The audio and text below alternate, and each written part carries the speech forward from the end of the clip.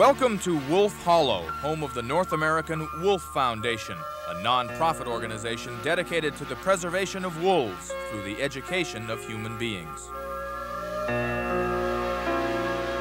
This is also home to Paul Saffron, a wolf guru of sorts, who transformed his family homestead into a protected territory for a 6-member wolf pack.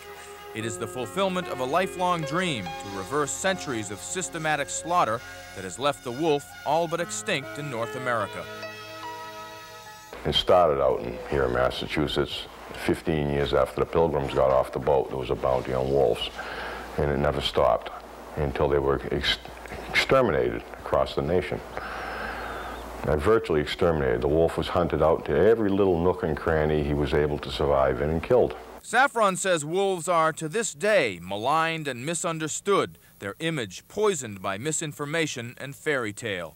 The biggest myth about wolves is their ferocity, and the old stories that came over from Europe and so forth about werewolves and Little Red Riding Hood and wolves attacking and killing people, and those things are just so blown out of proportion, and they're virtually untruths.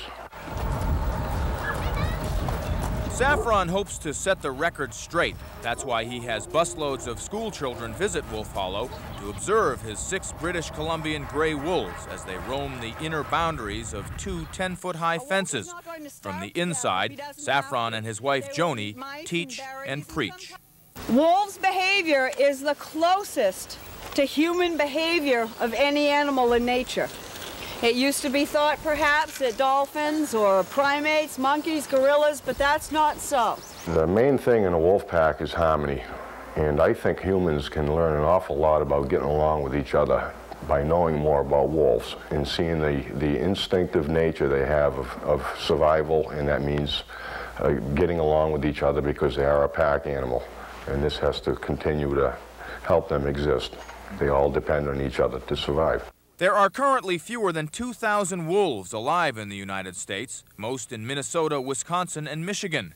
Saffron, who helps fund his foundation by selling his original artwork, hopes to see wolves protected like African elephants and lions. I'm sure if people hunted African lions with helicopters and on snowmobiles and so forth, I think you'd see a worldwide outcry about the atrocity. But that is done to the wolf. Man's best friend came from the wolf, and yet we treat its ancestors like it was vermin. And it has quite an effect on them here when they can stand 4 feet away from an animal that they have been told all their life is dangerous. It's a bloodthirsty, vicious creature. Well, when you see them out here taking milk bones out of my wife's mouth and so forth, I think you can see that with the correct knowledge and about the wolf's behavior and its ability to socially interact with people that it knows, I think that change can be brought about. I really do.